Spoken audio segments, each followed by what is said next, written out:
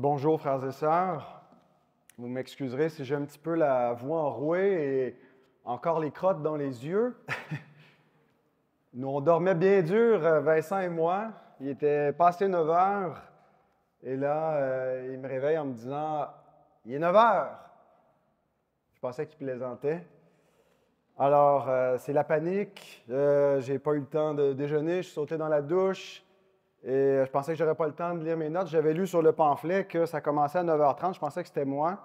Alors, je suis content que j'ai eu un petit peu de temps de regarder. D'ailleurs, j'ai constaté en regardant le pamphlet qu'il y avait de la fausse publicité, puisque je suis représenté avec une belle petite face lisse, photoshopée. Et là, j'arrive avec une tête de bûcheron, mal réveillé. Alors, pardonnez-moi pour cela. Avant d'aller plus loin, si vous voulez, on va demander au Seigneur sa bénédiction.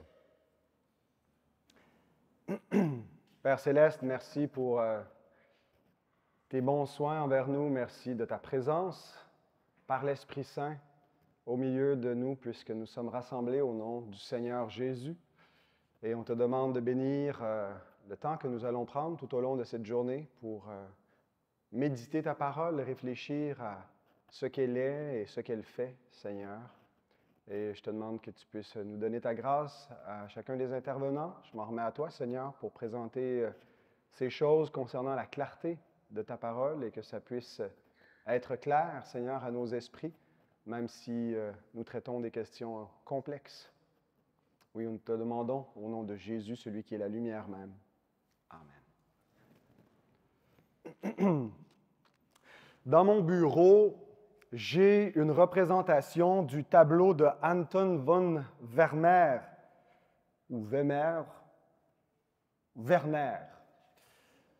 qui est un beau tableau de Martin Luther à la Diète de Worms, où c'est un grand moment de l'histoire de la Réforme qui est représenté. Nous voyons Martin Luther avec toujours son look de moine, mais qui se tient debout devant l'empereur Charles Quint et devant une foule d'autorités ecclésiastiques et civiles et qui refuse de se rétracter lorsqu'on lui présente ses propres écrits et qu'on veut le ramener dans la foi catholique romaine, à se soumettre à l'autorité de l'Église, du pape.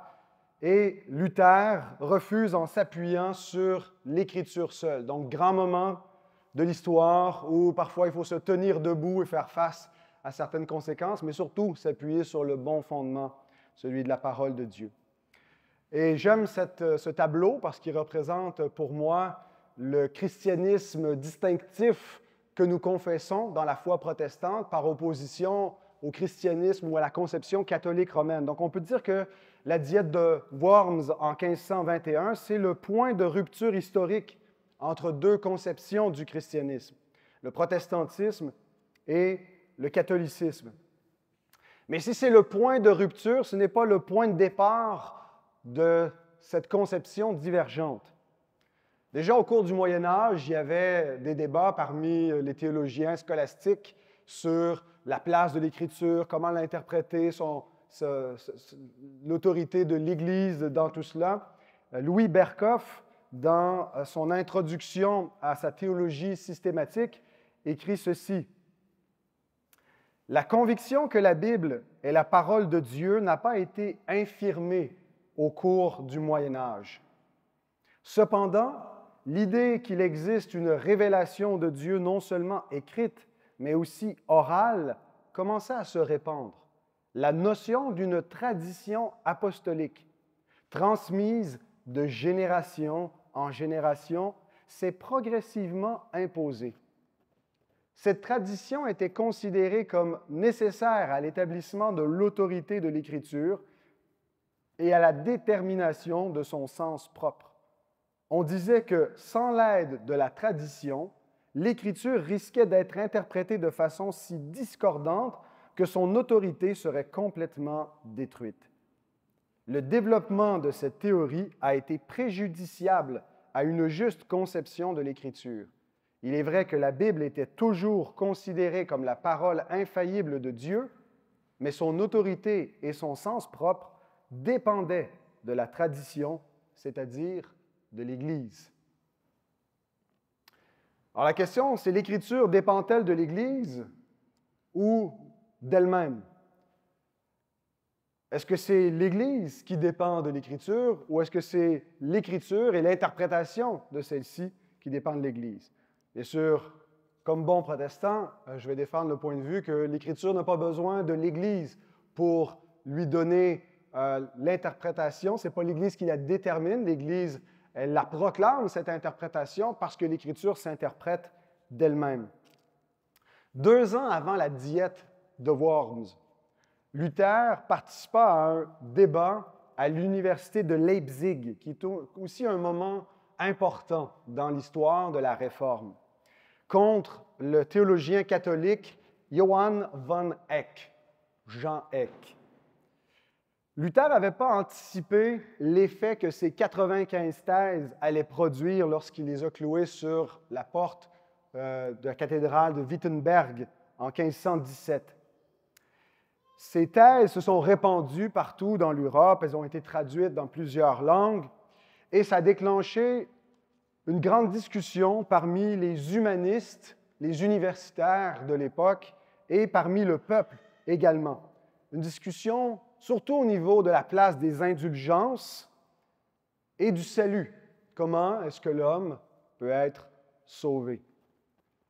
Initialement, le débat et l'effet des thèses de Luther ne concernaient pas l'autorité de l'Église par opposition à l'autorité des Écritures, mais se concentraient surtout sur comment est-ce que le salut s'obtient. Mais bientôt, la question de l'autorité, sur quelle base est-ce qu'on détermine l'enjeu du salut, a fini par émerger. Et à la disputation de Leipzig, Luther en a pris conscience.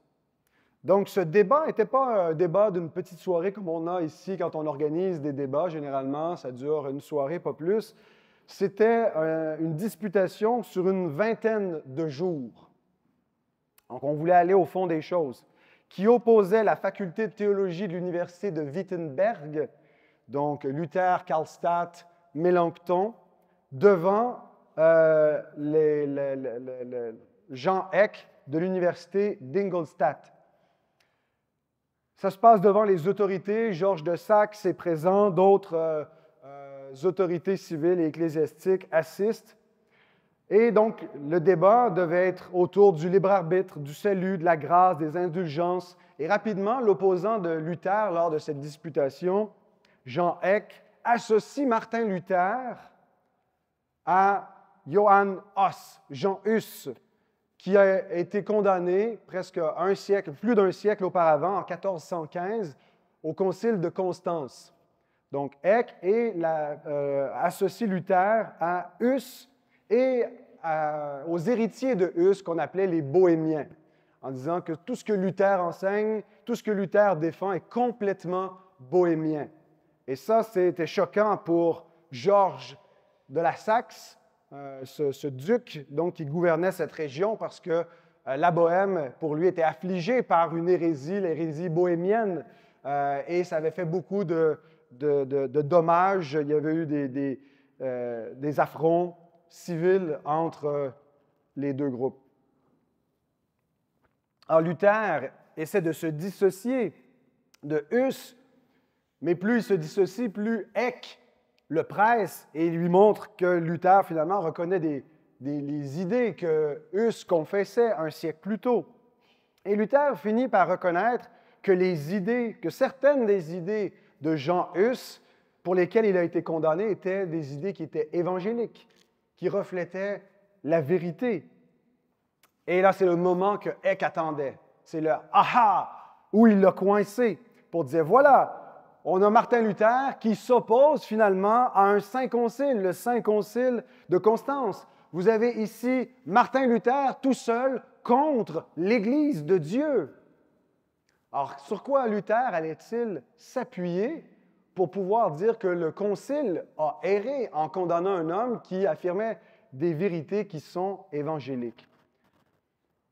Luther n'avait pas réalisé jusqu'à ce point l'antagonisme qui l'opposait à l'Église. Il pensait être un fils fidèle de l'Église romaine, que l'Église avait besoin simplement de peut-être corriger certaines trajectoires, mais il ne voyait pas à quel point il y avait une antithèse entre ce qu'il mettait de l'avant, la justification par la foi seule, et la conception catholique romaine du salut avec les indulgences et toute la procédure pour obtenir le salut.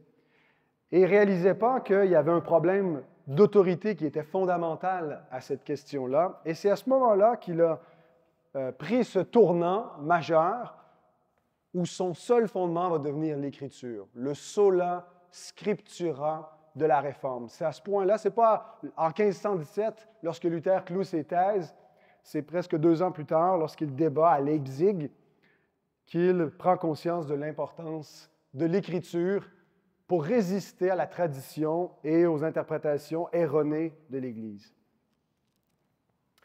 Après le débat de Leipzig, ça n'a pas été la fin du débat, puisqu'il a continué par écrit, on s'est accusé, attaqué entre les deux camps. Et Eck a poursuivi son procès contre Luther en se rendant jusqu'à Rome pour obtenir de la part du pape une bulle, c'est-à-dire un décret papal d'excommunication. Et ce qu'il a obtenu en juin 1520, donc une année plus tard, c'est la bulle Exsurge Domine. Lève-toi, Seigneur, parce qu'il y a un renard qui ravage ta vigne, en parlant de Luther. Et cette bulle, donc, est un décret qui déclare que les idées de Luther sont hérétiques. Et cette bulle lui donne 60 jours pour se rétracter après la publication de la bulle dans la Saxe. Donc, le temps que la bulle parte de Rome en juin, qu'elle se rende jusque dans la Saxe. Et ça a été difficile. On n'a même pas pu se rendre jusqu'à Wittenberg parce qu'il y avait tellement d'opposition, il y avait tellement de support vis-à-vis de Luther et d'opposition à l'Église romaine que finalement, le moment ultime où Luther pouvait revenir dans l'Église, c'était le 10 décembre 1520. Et vous savez ce que Luther a fait le 10 décembre 1520? Il est sorti sur la place publique avec ses collègues et des étudiants et il a brûlé sur la place publique la bulle du pape, le droit canon et d'autres écrits en lisant le psaume 21. Ça, c'est du Luther, c'est sa façon de fonctionner. Il n'était pas très œcuménique. Donc, il a brûlé toute l'Église du Moyen Âge comme ça, en lisant le psaume 21 qui déclare que Dieu défend son oint, Dieu défend le roi vis-à-vis de ses adversaires, et il s'appuie sur la parole de Dieu. Alors, ce moment-là, le 10 décembre 1520, c'est un peu la déclaration d'indépendance des protestants qui affirment l'autorité du salut en s'émancipant de l'autorité abusive de l'Église et en se déclarant libre par la parole de Dieu. Ta parole est la vérité. L'Écriture vous rendra libre. Et puis, quelques semaines après, il va être convoqué à Worms.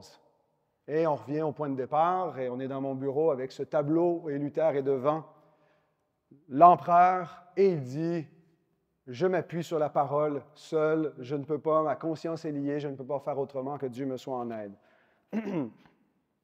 Et c'est à partir de ce moment-là que le christianisme de l'Occident va être scindé en 2 conceptions.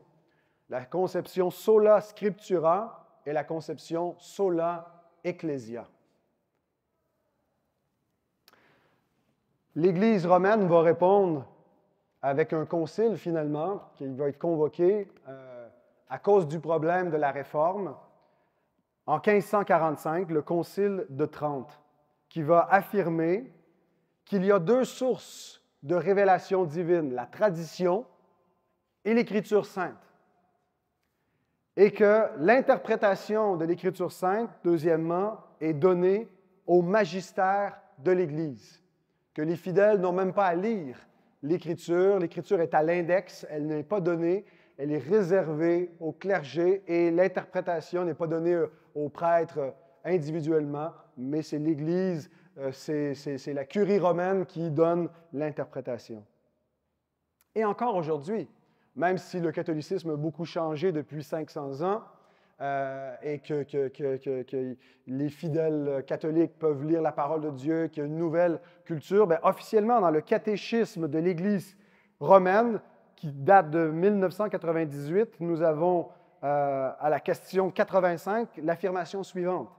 La charge d'interpréter de façon authentique la parole de Dieu, écrite ou transmise, a été confiée au seul magistère vivant de l'Église, dont l'autorité s'exerce au nom de Jésus-Christ, c'est-à-dire aux évêques en communion avec le successeur de Pierre, l'évêque de Rome. Les réformateurs ont reconnu que l'Église joue bel et bien un rôle dans l'interprétation de la parole de Dieu, mais celle-ci n'est pas canonique et n'est pas infaillible. L'Écriture s'interprète d'elle-même. Alors, ce matin, je vais vous parler du sola scriptura, mais de ce problème de l'interprétation de l'Écriture. Les catholiques disent, le protestantisme va aboutir finalement à une multitude de schismes, d'interprétations discordantes, contredisantes les unes avec les autres, puisque l'Écriture n'est pas claire. Et chacun va faire sa propre interprétation, et c'est à l'Église d'interpréter et au magistère seul d'interpréter l'Écriture. Alors, qui peut vraiment comprendre et interpréter correctement la parole de Dieu? J'ai 3 choses que je veux vous dire à cet effet. D'abord, la perspicuité de l'Écriture, qui veut dire la clarté de l'Écriture. J'aurais pu dire la clarté, mais ça aurait été moins cool. Donc, la perspicuité de l'Écriture, la subjectivité et l'Écriture et l'interprétabilité de l'Écriture. Donc, on va parler de la clarté, le problème de la subjectivité et la question de l'interprétabilité. L'Écriture elle-même affirme qu'elle est claire. Nous n'avons pas affaire à une révélation de Dieu qui soit mystérieuse, qui soit compliquée, que seuls quelques initiés peuvent comprendre. Elle se présente à nous comme une parole qui est claire, qui est limpide, qui est simple, que même un enfant ou un ignorant, nous dit l'Écriture même, peut saisir. Psaume 19, qui a été exposé hier par notre frère Vincent. La loi de l'Éternel, versets 8 et 9. La loi de l'Éternel est parfaite. Elle restaure l'âme. Le témoignage de l'Éternel est véritable. Il rend sage l'ignorant. Les ordonnances de l'Éternel sont droites. Elles réjouissent le cœur. Les commandements de l'Éternel sont purs. Ils éclairent les yeux. Donc, nous n'avons pas affaire à quelque chose de confus, quelque chose qui manque de clarté, quelque chose qui est byzantin, où on est complètement perdu dans des notions éparses et complexes. Non, quelque chose qui est lumineux, quelque chose qui éclaire, quelque chose qui rend sage, qui affirme même l'ignorant, qui l'instruit. Réalisons donc que Dieu lui-même affirme la perspicuité de sa parole. C'est vraiment important de réaliser parce que certains, et donc l'Église romaine, affirment que l'Écriture n'est pas claire et que ça prend des spécialistes pour l'interpréter. Mais la parole de Dieu, Dieu lui-même dit que sa parole est claire. Donc refusons toute accusation d'équivoque vis-à-vis de l'Écriture sainte. Écoutez quelques versets du psaume 119, 98 et 99. « Tes commandements me rendent plus sage que mes ennemis, car je les ai toujours avec moi. Je suis plus instruit que tous mes maîtres, car tes préceptes sont l'objet de ma méditation. » Verset 103. « Que tes paroles sont douces à mon palais, plus que le miel à ma bouche. Par tes ordonnances, je deviens intelligent. Aussi je hais toute voix de mensonge. Ta parole est une lampe à mes pieds et une lumière sur mon sentier. » Verset 130. « La révélation de tes paroles est claire. Elle donne de l'intelligence aux simples. » Donc, l'Écriture affirme être claire. Alors, est-ce qu'il y a une autorité au-dessus de l'Écriture qui peut dire non, elle n'est pas claire, même si elle dit qu'elle est claire? Si Dieu dit que sa parole est claire, nous devons le croire et affirmer la clarté de sa parole. Elle est tellement claire qu'elle doit être transmise aux enfants. Essayez d'enseigner les mathématiques quantiques à vos enfants. Ça, c'est compliqué. Mais vous pouvez leur enseigner la parole de Dieu. Ils vont la comprendre, parce que même un enfant peut la comprendre. Et on est commandé dans Deutéronome 6 ou dans le Nouveau Testament, dans Éphésiens, d'élever nos enfants dans le Seigneur en leur transmettant les saintes lettres qui vont les rendre sages à salut. Timothée les connaît dès son enfance et Jésus commande qu'on laisse venir à lui les petits-enfants et qu'il faut, nous, devenir comme eux pour entrer dans le royaume des cieux. Donc, cesser de tout rendre compliqué et venir simplement, par la foi, saisir ce qui nous est révélé à propos de notre Seigneur qui est dans la parole. Il nous est dit que la parole prophétique est une lampe. Si on l'a lu dans le psaume 130, mais l'apôtre Pierre le répète dans 2 Pierre 1,19. Donc, une lampe, par nature, ce n'est pas obscur, ça fait de la lumière. L'Écriture nous rend propres à toute bonne œuvre, donc elle nous équipe. Elle ne nous rend pas confus, mais capables. Elle est reçue autant par les savants que par les ignorants. C'est ce que Paul dit dans Romains 1,14, qu'il se doit aux savants, aux sages du siècle présent, mais aussi aux ignorants. Eux aussi vont pouvoir recevoir le message parce qu'il n'est pas compliqué.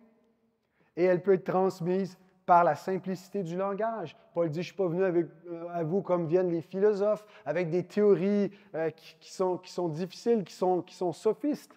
Je suis venu dans la simplicité du langage pour vous prêcher la simplicité de Christ et de la croix. Cela étant dit, il y a certaines choses qui sont plus complexes dans l'Écriture que d'autres. Parce que la parole de Dieu elle-même nous dit qu'il y a aussi dans cette parole une nourriture solide pour ceux qui atteignent une maturité. Hébreux 5,14, la nourriture solide est pour les hommes faits, pour ceux dont le jugement est exercé à l'usage, à discerner ce qui est bien et ce qui est mal. Mais les hommes faits, ce n'est pas seulement ceux qui ont fait des études universitaires en théologie, c'est les chrétiens qui ont, avec la parole de Dieu, pris de la maturité, qui ont marché plus longuement pour s'affermir et comprendre avec plus de profondeur. Mais eux aussi continuent à apprendre et à comprendre la parole de Dieu. 1 Corinthiens 3,2, « Je vous ai donné du lait, non de la nourriture solide, car vous ne pouviez pas la supporter, et vous ne le pouvez pas même à présent, parce que vous êtes encore charnels. » Donc, l'Écriture aussi affirme explicitement qu'il y a certains passages qui sont plus difficiles à comprendre que d'autres. C'est l'apôtre Pierre, parlant des épîtres de Paul, qui dit « Croyez, dans 2 Pierre 3,15 et 16, « Croyez que la patience de notre Seigneur est votre salut, comme notre bien-aimé frère Paul vous l'a aussi écrit, selon la sagesse qui lui a été donnée. » C'est ce qu'il fait dans toutes les lettres. Dans toutes les lettres où il parle des choses dans lesquelles il y a des points difficiles à comprendre, dont les personnes ignorantes et mal affermies tordent le sens comme celui des autres Écritures pour leur propre ruine. Donc oui, l'Écriture affirme qu'il y a des parties plus difficiles, plus complexes, mais ça n'enlève rien à la clarté et à la simplicité des Écritures. Ça ne vient pas obscurcir le message central et la révélation de Dieu.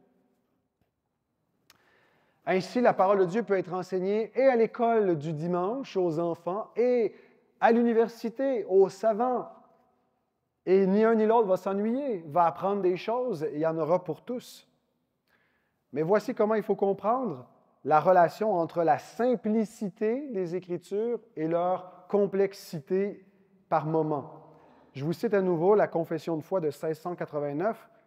Le chapitre 1 est entièrement dédié à la doctrine des Écritures, avec différentes affirmations, et la 7e affirmation nous dit ceci. « Dans l'Écriture, tout n'est pas aussi évident ni aussi clair pour tous. Cependant, tout ce qu'il faut connaître, croire et observer en vue du salut est si clairement exprimé et dévoilé dans tel ou tel passage de l'Écriture que non seulement l'érudit, mais également l'ignorant peut arriver à une compréhension suffisante par l'usage des moyens ordinaires. »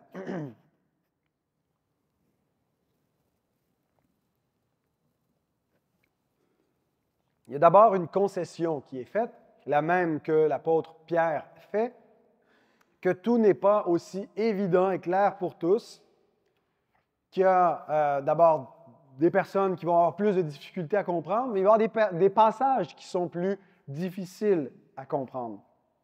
Mais il y a surtout une affirmation que la confession de foi fait, c'est que tout ce qui est nécessaire au salut est clair et accessible pour tous. Que le message central, lui, n'est pas enfoui dans un tas de considérations complexes. Alors, pourquoi tous ne s'entendent pas sur ce qu'est le message central des Écritures? Pourquoi est-ce que tous les lecteurs de la parole de Dieu n'arrivent pas à la même conclusion? Bien, le problème ne vient pas de l'Écriture elle-même. Pierre nous dit d'où il vient. Il vient des personnes ignorantes et mal affermies qui tordent le sens des Écritures, des épîtres de Paul comme celui des autres Écritures pour leur propre ruine. Donc le problème est du côté de l'homme pour différentes raisons. Mais avant de regarder ce problème de la subjectivité vis-à-vis de la parole, je termine ce premier point de la clarté des Écritures en constatant comment, dans toute l'histoire de l'Église, malgré toutes les ramifications du christianisme, on peut constater une grande catholicité de la foi, une grande unité de la foi. Tous les chrétiens universellement qui embrassent les affirmations des premiers conciles et du symbole apostolique, c'est pas petit.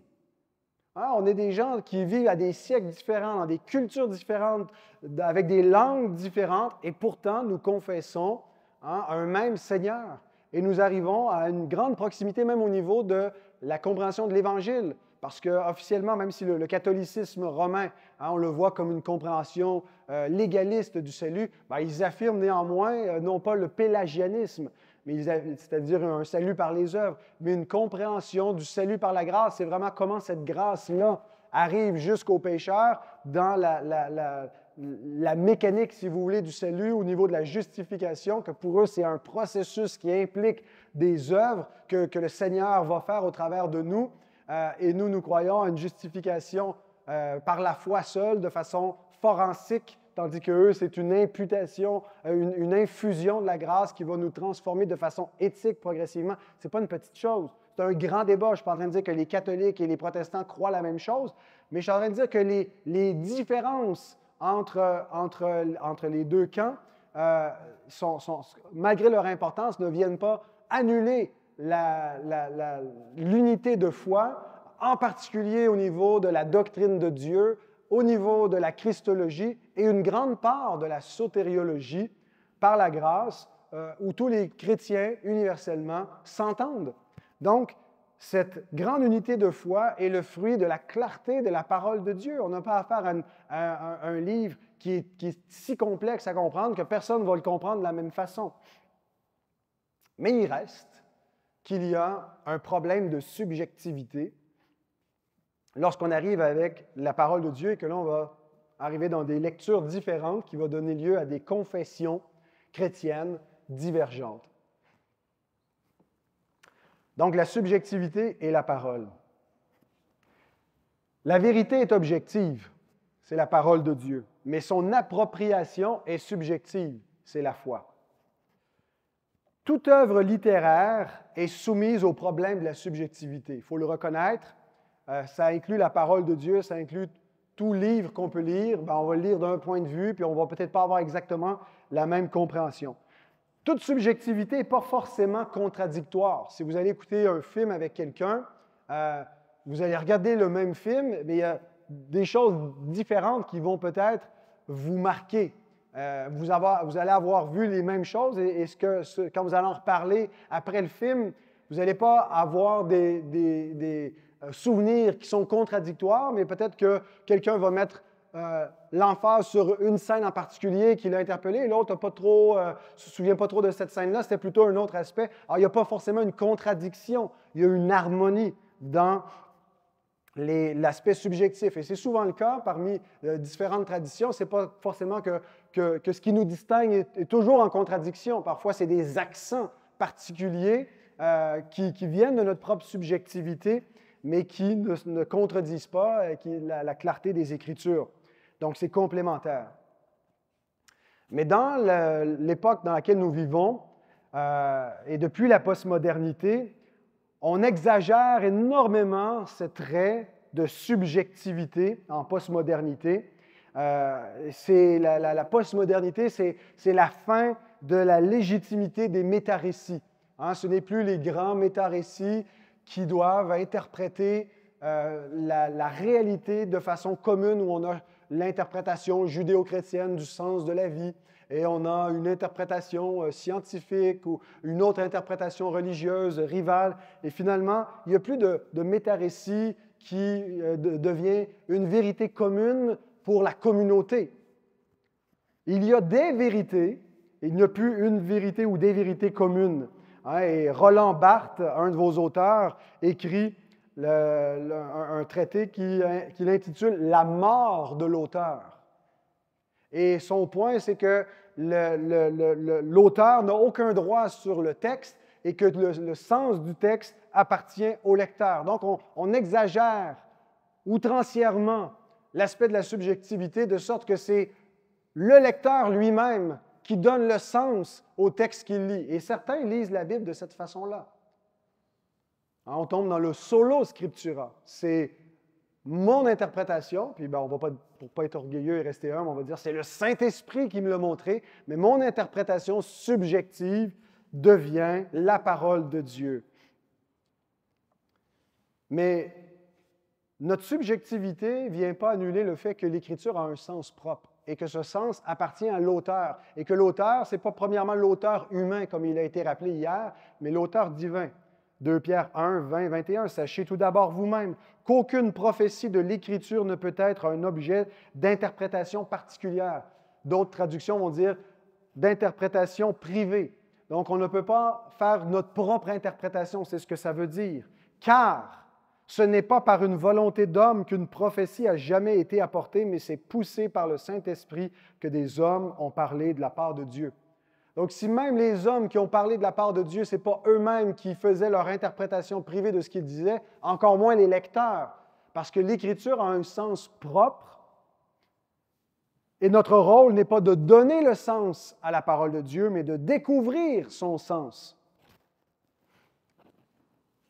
Et c'est là la difficulté, parce qu'on a toujours affaire à notre propre subjectivité. Alors, d'où vient la difficulté à découvrir le sens propre des Écritures? Bien, parfois, ça vient d'un problème de maturité dans la foi ou d'un manque d'instruction. On voit Apollos qui enseignait des choses qui étaient vraies par rapport à l'Évangile, mais qui lui manquait certaines informations, qui ne connaissait pas pleinement le baptême chrétien et qui a été pris à part par Aquila et Priscille et qui a été affermi dans la vérité. Et donc, il n'a pas contesté par orgueil en poursuivant dans sa voie, en disant « je ne me laisserai pas enseigner par d'autres ». Mais l'humilité, donc, lui a permis de prendre cette maturité, de recevoir l'instruction. Acte 18. Mais certains refusent et persistent dans leur propre lecture. Il y a une responsabilité, donc, de parvenir à cette maturité, de faire comme les Béréens d'Acte 17, d'examiner chaque jour les Écritures pour vérifier si ce qu'on nous enseigne est exact. Il nous est dit dans Colossiens 3,16 que la parole de Christ habite parmi vous richement. Donc, il faut s'entretenir de cette parole-là, la sonder, l'étudier, la méditer. Dans Hébreux 5,12, il nous est dit aussi donc de devenir des maîtres et pas rester de petits enfants. Mais souvent, donc, pourquoi est-ce que nous avons de la difficulté à découvrir le sens des Écritures, en plus de l'immaturité spirituelle et du manque d'instruction? C'est l'endurcissement. Ce n'est pas parce qu'on n'arrive pas à comprendre, c'est parce qu'on refuse le message de l'Écriture. Ce n'est pas parce qu'il n'est pas clair, c'est parce que nous l'embrouillons avec notre propre pensée dépravée, notre propre cœur endurci, qui ne veut pas se soumettre à la parole de Dieu. Et c'est exactement ce que Pierre dit, des personnes ignorantes, mal affermies, qui tordent le sens comme celui des autres Écritures pour leur propre ruine. Alors, on l'imagine bien avec les hérétiques, on l'imagine bien avec les courants de théologie déviants, une théologie libérale qui s'éloigne de l'Évangile et qui refuse de reconnaître la vérité de la parole de Dieu. Mais n'allons pas croire que c'est un problème qui est seulement vrai des autres. Jacques nous dit dans Jacques 1, 22 que ce n'est pas juste les hérétiques qui font ça, que lorsque nous refusons d'obéir à la parole de Dieu, nous nous séduisons nous-mêmes par des faux raisonnements. Donc, nous allons interpréter la parole de Dieu de manière à ce qu'elle nous approuve, alors que nous savons qu'elle nous désapprouve, mais on trouve une façon de tourner le sens des Écritures parce qu'on ne veut pas s'y soumettre. Et ce n'est pas parce que l'Écriture manque de clarté qu'on arrive à une autre interprétation, une autre interprétation. C'est parce que nous refusons ce qu'elle a à nous dire vis-à-vis de notre moralité, vis-à-vis de ce que nous devons croire, et parce qu'on est heurté de certaines affirmations de la parole de Dieu, puis on dit oh, Dieu ne peut pas être comme ça, Dieu ne peut pas avoir choisi avant la fondation du monde qui va être sauvé en laissant d'autres de côté. Alors on peut altérer le sens des Écritures parce qu'on n'aime pas ce qu'elle nous dit, on n'aime pas comment elle nous dit qu'on doit vivre notre sexualité ou comment on doit aimer notre époux ou notre épouse.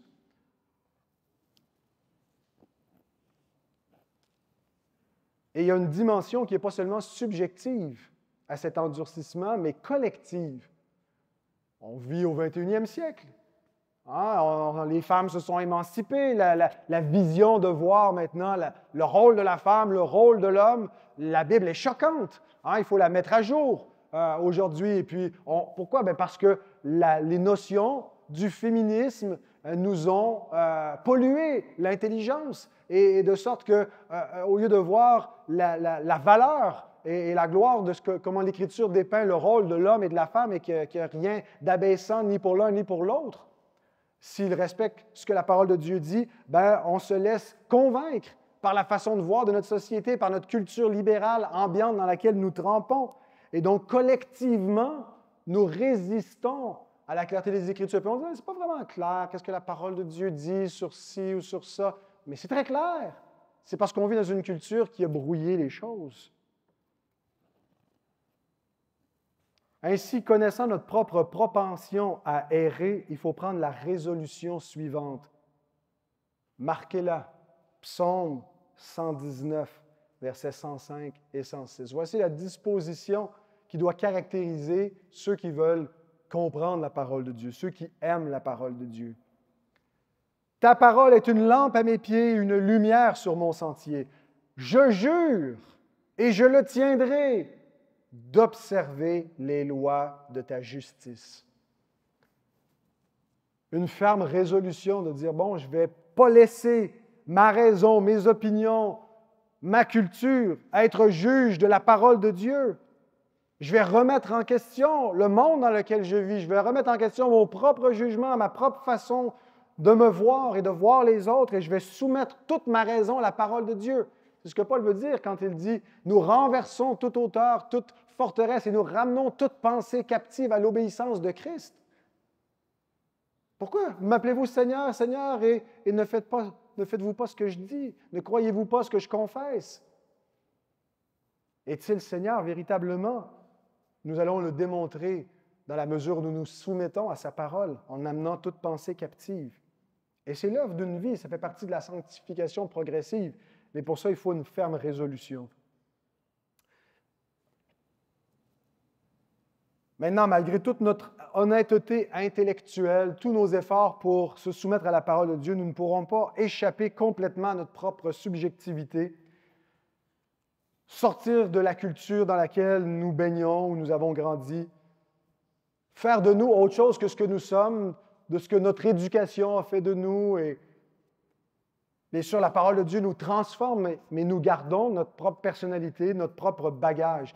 Mais ce qu'il faut faire, c'est prendre conscience de tout cela, prendre conscience de nos lunettes, prendre conscience de comment le monde dans lequel on est nous teinte, pour y prendre garde, pour prendre garde à notre propre subjectivité, en être conscient, plutôt que de le voir comme la normativité, de penser que toujours notre point de vue est le bon, qu'on a raison, et on se fie sur nos yeux. Il faut remettre en question notre propre regard et se laisser corriger par cette parole. Mais malgré tout l'effort qu'on va faire et malgré toute notre honnêteté intellectuelle, l'ensemble des chrétiens du monde n'arriveront pas tous à la même interprétation exacte sur toutes les questions de la parole de Dieu. Ce qui m'amène à mon dernier point, l'interprétabilité de la parole. L'Écriture doit être interprétée parce qu'elle est interprétable. Paul commande Timothée de dispenser droitement la parole de Dieu. Et ce que le verbe veut dire, dispenser droitement, couper droitement, c'est vraiment cette idée d'interpréter le texte, mais de le faire fidèlement. Mais comment? La confession de foi que je vous ai lue un peu plus tôt nous dit qu'on peut arriver à une compréhension suffisante par l'usage des moyens ordinaires. J'attire votre attention sur cette expression, l'usage des moyens ordinaires. Donc, d'abord, ça ne prend pas une révélation surnaturelle. On n'a pas besoin d'une vision, d'un ange qui nous apparaisse ou d'une révélation spéciale, directe du Saint-Esprit. Bien entendu qu'il faut l'illumination du Saint-Esprit, que sans son onction, nous ne pouvons pas comprendre à salut la parole de Dieu. Et c'est ce que j'ai affirmé aussi hier, l'homme est mort dans son péché jusqu'à ce que l'Esprit Saint le convainque de la vérité. Mais on n'a pas besoin donc d'une révélation extra de la parole. Une fois qu'on est régénéré, que l'Esprit nous habite, il va nous mener dans cette vérité. On n'a pas besoin d'une technique spéciale ou d'une posture particulière pour lire la parole de Dieu.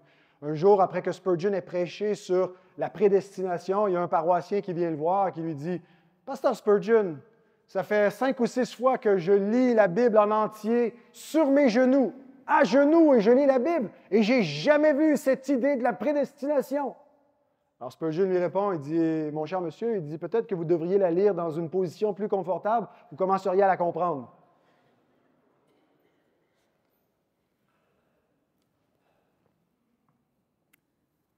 Pas besoin d'être un pasteur, d'être un théologien. Les moyens ordinaires, la lecture, en supposant que c'est un texte cohérent, avec une grammaire, et qu'on médite cette parole, qu'on prie et qu'on cherche à y obéir, qu'on cherche à y entendre la voix de notre Seigneur, qu'on se laisse instruire. Donc, voilà les moyens ordinaires. Mais je termine en vous donnant 3 principes concernant l'interprétation de l'Écriture. Le premier, l'analogie de la foi. En rejetant la conception catholique du magistère comme seul interprète de l'Écriture, les protestants n'ont pas rejeté l'idée qu'il existe un interprète infaillible de l'Écriture. Nous croyons qu'il y a un interprète infaillible de l'Écriture, et je vous cite à nouveau ma confession de foi. Cette fois, le paragraphe 9 du chapitre 1 dit « La règle infaillible pour l'interprétation de l'Écriture, c'est l'Écriture elle-même. Par conséquent, quand se pose une question au sujet du sens véritable et plein d'un passage de l'Écriture, sens qui est un et non multiple, la réponse doit être décidée sur la base d'autres passages qui parlent plus clairement de ce sujet. » Donc, le magistère n'est pas celui qui interprète de façon infaillible l'Écriture, il peut se tromper. C'est l'Écriture qui s'interprète de façon infaillible par l'harmonisation des Écritures. On harmonise l'Écriture avec l'Écriture, on compare l'Écriture avec l'Écriture, et c'est de cette façon-là qu'on arrive à la bonne interprétation. C'est la règle fondamentale d'interprétation. Un, parce que les Écritures ne se contredisent jamais. Donc, nous ne pouvons pas apporter une interprétation d'un texte qui viendrait contredire un autre texte. Aucune interprétation de la parole de Dieu peut contredire une affirmation de la parole de Dieu. Parce qu'aucune affirmation de la parole de Dieu contredit une autre affirmation de la parole de Dieu. Donc, on harmonise la parole de Dieu avec elle-même dans notre interprétation de celle-ci. Les Écritures s'inter-éclairent, donc les passages plus difficiles sont éclairés par les passages plus clairs, mais ça nous donne aussi la plénitude doctrinale. Par exemple, si on prend une doctrine aussi vaste et glorieuse que la doctrine de Dieu même, en harmonisant l'Écriture et en amenant tous les textes qui nous parlent de Dieu, nous allons arriver à une compréhension plus complète que si on prend juste un texte isolé. Par exemple, si la seule chose qui nous était parvenue de la révélation biblique concernant Dieu était que Dieu est un rocher, on imaginerait Dieu comme une grosse roche. Il nous manquerait des informations pour comprendre que c'est une métaphore. L'Écriture nous dit que Dieu a un bras, que Dieu a des yeux. Et puis certains le prennent littéralement. Les Mormons, par exemple, pensent que Dieu est corporel, a un corps physique, parce qu'il est dit le bras de l'Éternel, ou que celui qui a mis l'oreille n'entendrait-il pas, celui qui a donné l'œil ne verrait-il pas, Dieu a des yeux. Non, parce que Dieu est incorporel. Dieu n'a pas de corps. Et quand on lui attribue des formes humaines, on appelle ça des anthropomorphismes, des formes humaines qu'on attribue à Dieu. Mais on lui attribue aussi des passions. On parle de la jalousie de Dieu, de la repentance de Dieu. Mais pourtant, l'Écriture dit elle-même que l'Éternel n'est pas un homme pour se repentir. Donc, il faut harmoniser l'Écriture avec elle-même et dire quand l'Écriture nous dit que l'Éternel se repent, c'est une façon de parler. C'est un anthropopathisme. C'est une passion humaine qui est attribuée à Dieu de façon métaphorique pour nous communiquer une idée que Dieu faisait quelque chose et change d'idée, non pas que littéralement Dieu vient d'apprendre une information, que son humeur a changé. Parce que Dieu est impassible dans son essence, mais il traite avec nous ou il se révèle comme s'il avait des passions pour qu'on comprenne quelque chose de sa nature. Donc, on arrive, et c'est comme ça qu'on aboutit aussi à la doctrine de la Trinité. La Bible nous dit qu'il y a un seul Dieu, mais elle nous parle du Père comme étant Dieu, du Fils comme étant Dieu, du Saint-Esprit comme étant Dieu. Puis elle nous montre que le Père, le Fils et le Saint-Esprit, ce n'est pas la même personne. Donc, il y a un seul nom, Mais il y a 3 personnes dans ce nom, le Père, le Fils et le Saint-Esprit. Et donc, on harmonise l'Écriture avec elle-même. Il n'y a aucun texte de la parole de Dieu qui a le mot Trinité ou qui nous statue la Trinité de façon explicite comme on l'a dans nos confessions de foi. Mais quand on harmonise l'Écriture avec elle-même, bien, on aboutit forcément, parce qu'on respecte le principe d'harmonisation, de non-contradiction des Écritures, et on conclut donc à une compréhension plus complète de la doctrine de Dieu.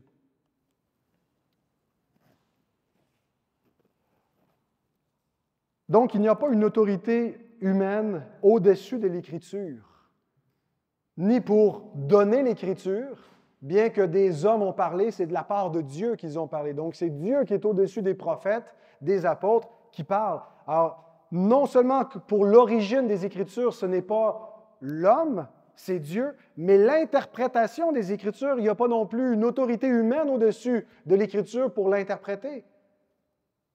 L'Écriture est sa propre norme. Elle est la norme ultime. Elle s'interprète elle-même. Alors voilà pour le premier principe, l'analogie de la foi.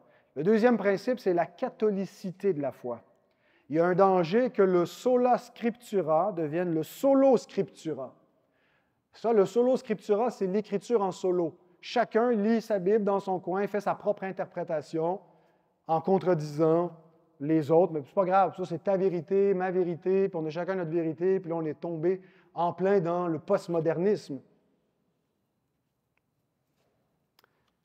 L'orthodoxie protestante admet que l'Écriture ne peut être interprétée en dehors de l'Église. C'est Richard Muller, dans son dictionnaire des termes latins et grecs, qui donc explique que du côté protestant, oui, on rejette le sola ecclesia, mais on affirme néanmoins que c'est le rôle de l'Église, historiquement, de confesser et d'élever la vérité, et qu'on ne peut pas ne pas tenir compte du témoignage de l'Église dans l'interprétation de l'Écriture, parce qu'il est dit, 1 Timothée 3,15, que l'Église, la maison de Dieu, l'Église du Dieu vivant, est la colonne et l'appui de la vérité.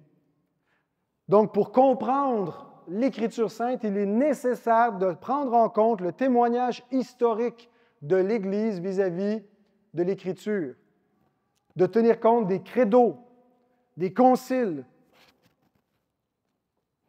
Et c'est pour ça que je défends ce qu'on appelle le confessionnalisme, l'approche où on est appelé non pas à faire chacun notre propre interprétation, mais à avoir une confession commune qui reflète un caractère historique de la compréhension fondamentale de Dieu et de l'Évangile dans la foi de l'Église. Alors l'Église, bien sûr, n'est pas infaillible, mais elle n'a pas failli concernant les principaux articles de foi. Maintenant, quelle Église faut-il suivre? Parce que si on dit qu'il faut reconnaître, il faut regarder l'Église comme colonne et appui de la vérité, bien, il y a beaucoup de différentes Églises dans l'histoire. Alors, dans les premiers siècles, c'est assez facile de suivre l'Église. Il y a des courants hérétiques qui n'appartiennent pas au christianisme. Mais là, on arrive en 1054, puis on a un grand schisme entre l'Orient et l'Occident, et on arrive à la Réforme, et là, on a une pléthore de différentes confessions de foi. Je pense que malgré toutes les différentes familles protestantes et les différentes églises protestantes, on peut encore parler de l'Église comme étant une. Parce qu'il y a beaucoup d'éléments qui, dans toutes ces différentes branches de la foi chrétienne et du protestantisme, qui ont un tronc commun. Et le tronc est beaucoup plus important, c'est là où on a le cœur de ce qu'on croit, de ce qu'on confesse. Et donc l'Église est une à ce niveau-là. Mais la grande préoccupation que les réformateurs avaient, c'était est-ce que se séparer de Rome signifie se séparer de l'Église et qu'on devient en dehors de l'Église? Et leur conclusion, c'était que de rejeter le papisme, ce n'est pas de rejeter la catholicité de la foi. La catholicité implique qu'il n'y a pas une Église qui a le monopole de la vérité et que la succession apostolique n'est pas une continuité organique à l'intérieur d'une organisation, une institution comme l'Église romaine, mais c'est de confesser la foi transmise au sein une fois pour toutes. Donc, ce qui est important, ce n'est pas de faire partie de la même institution qu'une continuité historique depuis les apôtres, d'imposition des mains en imposition des mains par évêque, parce que c'est comme ça que l'Église romaine comprend la succession apostolique et d'être une Église apostolique, il faut avoir un lien historique, organique avec eux. Mais les réformateurs, et à leur suite, nous pouvons dire aujourd'hui que la vraie succession apostolique et la vraie catholicité de la foi, c'est de confesser la foi transmise aux saints une fois pour toutes. Où se trouve ce registre de la foi transmise aux saints une fois pour toutes? Sinon, dans le dépôt apostolique de la foi, dans les écrits apostoliques, dans la parole de Dieu. Dernier point, dernier principe, la hiérarchisation de la foi. L'Écriture prévoit que nous allons devoir composer avec des divergences théologiques entre chrétiens. Philippiens 3, 15 et 16. Nous tous, donc, qui sommes des hommes faits, ayons cette même pensée. Et si vous êtes en quelque point d'un autre avis, Dieu vous éclairera aussi là-dessus. Seulement au point où nous en sommes, où nous sommes parvenus, marchons d'un même pas. Donc, Paul dit qu'il va y avoir des avis divergents. Ce n'est pas la peine de se diviser là-dessus. Essayons de garder une même pensée, même si on n'arrive pas en ce moment à réconcilier tous nos points de vue, marchons d'un même pas. Il n'est pas en train de dire ça concernant ceux qui nient les doctrines cardinales. Notez que quand Paul parle de ceux qui nient le Christ ou qui falsifient l'Évangile, qui présentent un autre Évangile, les judaïsants, tout ça, il ne dit pas concernant ces gens-là, marchons d'un même pas et Dieu va nous éclairer. Il ne dit pas tolérer les hérésies à l'intérieur de l'Église, comme font certaines familles d'Église. Il dit plutôt qu'ils soient anathèmes. Il dit qu'ils soient retranchés. L'apôtre Jean dit, ne leur dites pas salut, n'ayez pas de la communion avec eux. Là, on parle ici des antichrists, de ceux qui nient les doctrines cardinales nécessaires au salut, qui compromettent l'Évangile et la Christologie. Mais il existe certaines différences entre les chrétiens qui ne compromettent pas l'unité de la foi et qui ne viennent pas signifier que l'Écriture manque de clarté. Certaines de ces différences permettent de cohabiter dans la même Église. On peut avoir des points de vue différents sur la question de l'âge de la terre et manger à la même table du Seigneur, ou la question du port du voile ou pas, ou des chants chrétiens, ou de certaines choses dans le culte, et s'accommoder, se respecter les uns les autres. Et peut-être qu'on n'a pas notre préférence qui est mise de l'avant par notre pasteur ou nos anciens, mais qu'on peut vivre avec ça, c'est pas grave. Mais il y a d'autres différences qui, sans compromettre l'Évangile, ne permettent pas de rester mutuellement dans la même Église, mais ne nous empêchent pas de nous reconnaître comme des frères. Le baptême, par exemple. Certains croient qu'on doit baptiser les bébés parce qu'ils sont membres de l'Alliance dès la naissance, parce qu'ils appartiennent à des croyants. Et d'autres disent non, on ne peut baptiser que des gens qui professent la foi. Donc, nos enfants, on va les baptiser quand on va voir qu'ils sont des chrétiens qui professent cette foi-là, et à ce moment-là, ils entrent dans l'Alliance. Alors, on est au niveau du gouvernement de l'Église et comment on entre dans la membriété de l'Église et comment le gouvernement de l'Église doit être opéré. Alors, si on a des conceptions contradictoires, on se dirige vers une division.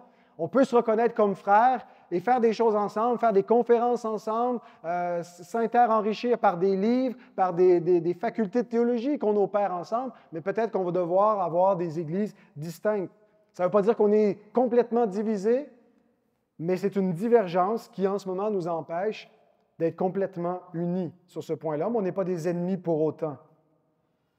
Il est donc nécessaire d'avoir une hiérarchisation de la foi. Et à cet effet, je vous recommande chaudement le livre de James Haley Hutchinson qui vient de sortir cette semaine, « Sacré désaccord, une méthode pour trier mes convictions quand d'autres chrétiens ne croient pas comme moi ». Ça vient de sortir. James Hutchinson est doyen de la faculté à Bruxelles, comment on l'appelle, l'IBG, l'Institut biblique de... Non, l'IBB, l'Institut biblique de Bruxelles, merci. Et donc, très bon ouvrage qui est très pratique, avec des cas spécifiques, des mises en situation et une méthode à appliquer pour traiter nos désaccords entre chrétiens, je vous le recommande. En résumé, la parole de Dieu est claire et elle éclaire. Les parties les plus difficiles n'obscurcissent aucunement ce qui doit être cru et confessé. Bien sûr, en lisant la parole de Dieu, je dois prendre conscience de ma subjectivité, mais celle-ci n'éclipse pas la clarté de la Bible. La parole de Dieu, troisièmement, est interprétable. Elle a un sens propre et objectif, et mon rôle, c'est de le découvrir. Et il y a 3 principes pour le faire. L'analogie de la foi. Il n'y a aucune autorité au-dessus de la parole de Dieu pour déterminer son sens. En tant que parole de Dieu, elle est sa propre norme et elle s'interprète d'elle-même. Deuxièmement, la catholicité de la foi. Les chrétiens ont reconnu et confessé universellement les articles indubitables de la foi chrétienne. Donc, prenons compte du témoignage historique de l'Église des grandes confessions de foi. Et troisièmement, la hiérarchisation de la foi. Les différences parmi les croyants ne compromettent ni la clarté des Écritures, ni l'unité de la foi, et doivent être traitées avec sagesse, prudence et charité, suivant la maxime classique de l'unité qui dit « Dans les choses essentielles, unité. Dans les choses secondaires, liberté. En toutes choses, charité. » Que Dieu bénisse sa parole.